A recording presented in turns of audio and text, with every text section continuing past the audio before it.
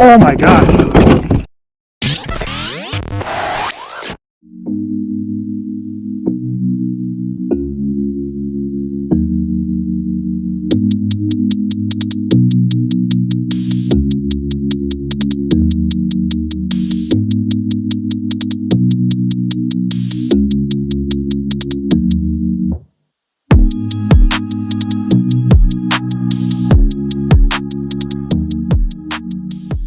If you've ever wanted to fish backwoods lakes, I highly recommend it. It gives you a lot of opportunity. You get away from the people, there's solitude. Sometimes the fishing's bad, but a lot of times the fishing can be fantastic.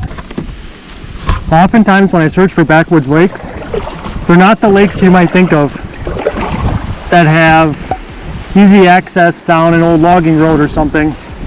Usually they're the lakes that require you to paddle on one lake and make a couple portages in order to get to the lake that has really good fishing on it. In other words, you might have to portage just like I'm doing now. And sometimes there's little pools you can paddle in. Most of the times those dry up and you end up doing what I'm doing right now by getting out, getting your feet wet and trying to get to the lake with minimal effort.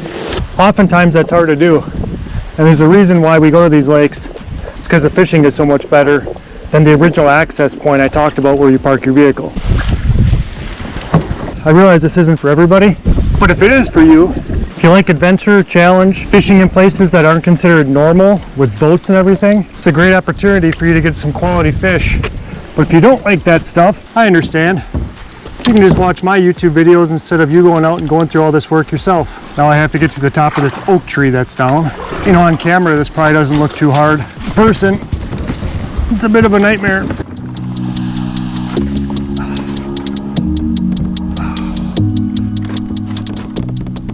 And when it's too skinny to paddle, there isn't enough water on either side of your kayak, grab branches with the shoreline, make sure your rods are out of the way. Go ahead and push yourself through, just like that.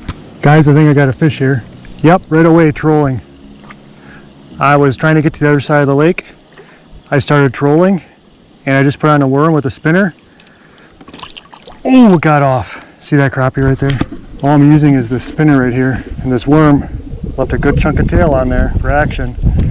It took about 1 minute. Finally just got to the lake. I'm heading to the least windy side because it's pretty bad right now with this wind.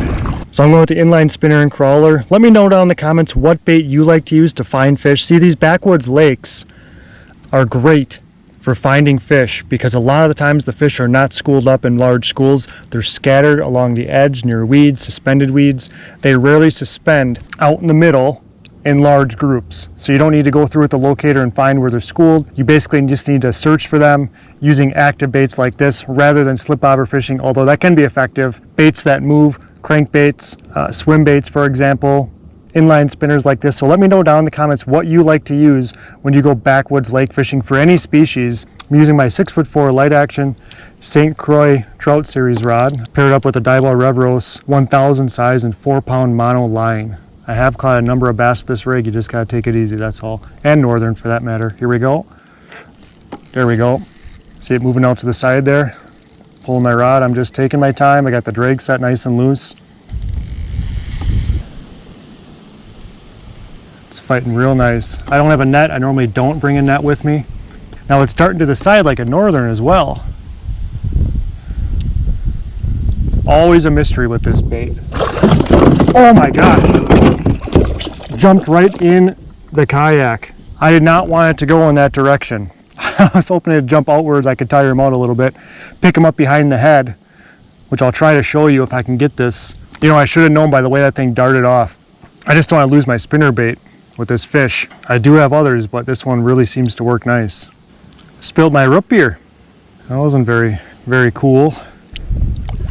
Yeah, it freaks out when it sees this kayak. I don't blame him. Just gotta take it easy here with this 4-pound test. That's what I mean with this bait. You can find any kind of fish with this bait. Muskie, walleye, you name it, you're gonna catch fish. If you got a crawler with the spinner, especially that silver. I've got the silver on because the sun's peeking through. Typically I like to use gold, especially in low light or on cloudy days. It's a nice fish. It's gonna be heck trying to get it in though because of the thrashing, and also because I'm in a kayak, not a boat, without a net. So let out some line maybe. If I can get it behind the head, Problem is they thrash so dang bad. I need to get on the other side of the kayak. Bring it back this way. Oh, gotta stay out of the weeds. It's gonna be a mess otherwise. Being a well-rounded angler is fun, catching a lot of different species. Let out some line. I try to leave the least amount of line as the length of my rod. I gotta grab it real quick. Oh, there we go. Barely have them hooked too in the corner of the mouth. I do not want to get that hook in my hand. There's days I'm like, I don't need a net. Who needs nets? Well, this would have been a good time to have one, let me tell you. Or another person fishing with me in a canoe or something. I could swing it up to them.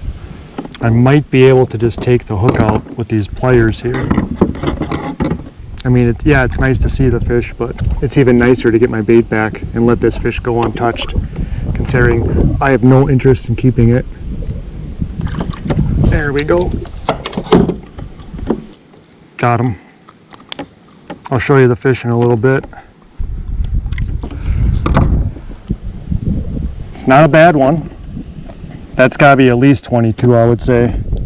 Nice looking fish. Fought really, really well, of course. It's definitely one you want to let go. I usually wait till they're about 24 to 30 if I'm going to keep a northern. In another year, this would be beautiful. Now, if I had pickled northern, I'd keep it, but it's not really my thing. So let this guy go. See you later. My GoPro is dying and I've got some kind of fish on. Based on the drag, I'm guessing it's a decent pike. Oh, that's a nice northern. Shoot, I hope my GoPro doesn't die. This is gonna be a while. I was just about to switch batteries. Whoa, I was just about to switch batteries too. I thought, oh, I'll take a couple more casts. There's that like 10%, but you know how that goes with. That's why you want to have a good drag on these reels and a nice reel that can take the flex. This is 4-pound mono, and this is a nice northern.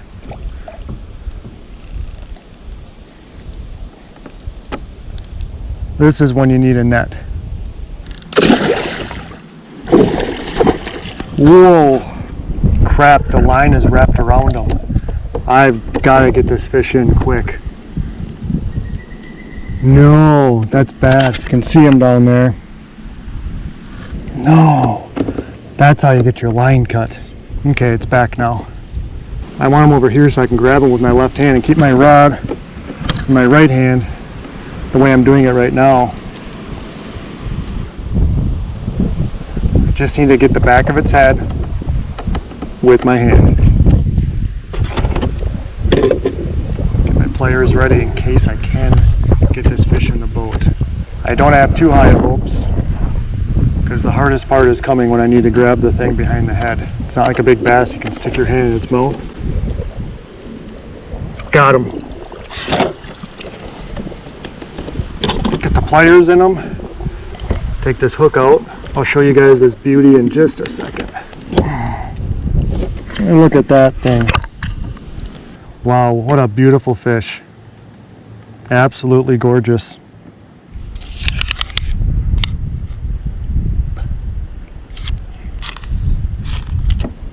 So I just measured it with my tape. It was kind of hard doing this by myself, but I got it at 27. Very nice. If you want to learn more about spinnerbait fishing for crappies, click this right here. It's going to help you out a lot. If you'd like to click this over here and subscribe to my channel, I'd appreciate it. I love Backwoods mobile angling, being well-rounded in outdoors. That's what this channel is all about. If you learned something new, give it a like. We'll see you later.